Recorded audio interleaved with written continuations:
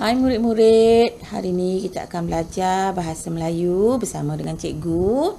Tema kekeluargaan, unit 1, keluarga cergas, dan tajuk hari ini membantu di dapur. Kita akan belajar kemahiran membaca SP 2.1.1, membaca dengan sebutan yang betul dan intonasi yang sesuai, iaitu ayat tunggal dan ayat majmuk. Murid-murid, apa itu ayat tunggal? Ayat tunggal merupakan ayat yang mempunyai satu subjek dan satu predikat. Contohnya, Nabila suka bersenam di sini. Nabila merupakan subjek, manakala suka bersenam di sini predikat. Ayat kedua, adik minum susu. Adik merupakan subjek, minum susu pula predikat. Seterusnya, murid-murid, apa itu ayat majmuk? Ayat majmuk ialah ayat yang mengandungi lebih daripada satu subjek atau predikat yang digabungkan dengan kata hubung.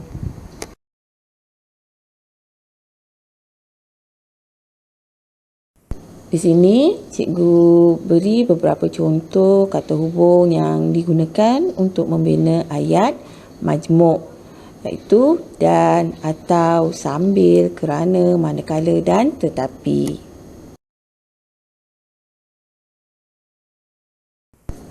Mari kita tengok contoh ayat majmuk.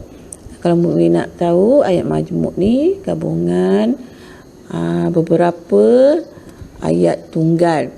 Contoh pertama, Ali suka makan roti. Kamal suka makan roti. Kata hubung yang diberi dan. Maka terhasillah ayat majmuk Ali dan Kamal suka makan roti. Contoh yang kedua, Siti pandai menari. Era pandai melukis. Kata hubung yang digunakan manakala. Maka terhasillah ayat majmuk Siti pandai menari manakala Era pandai melukis. Sekarang tibalah masanya kita membaca ayat tunggal dan ayat majmuk dengan sebutan dan intonasi yang betul. Inilah kemahiran yang kita akan belajar pada hari ini, sambil murid perlu mengetahui apa itu ayat tunggal dan ayat majmuk. Baiklah murid-murid, mari kita membaca teks bersama-sama. Nabila ke dapur. Nabila melihat ibunya membersihkan ikan, daging dan sayuran yang baru dibeli. Encik Abdul Aziz pula membawa barang-barang kering. Nasri membantu ayahnya. Wah, segarnya sayuran dan ikan-ikan ini. Ibu sungguh pandai memilihnya, kata Nabila. Puan Zainab tersenyum. Nabila, kita mestilah makan makanan yang segar.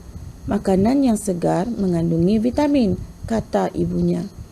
Mengapakah kita memerlukan vitamin? Tanya Nabila. Kita memerlukan vitamin kerana vitamin memberi kita tenaga. Vitamin juga menjadikan badan kita sihat. Minda kita pula akan cerdas. Jelas Encik Abdul Aziz kepada Nabila sambil meletakkan barang-barang di atas meja. Setelah ibunya siap membersihkan ikan, daging dan sayuran, Nabila membantu ibunya menyimpan bahan itu ke dalam peti sejuk. Nasri pula menyusun bahan-bahan kering ke dalam almari. Baiklah murid-murid, kita sudah selesai membaca teks sebentar tadi. Sekarang tibalah masa untuk murid-murid cuba kenal pasti ayat tunggal dan ayat majmuk yang terdapat dalam teks yang kita baca tadi.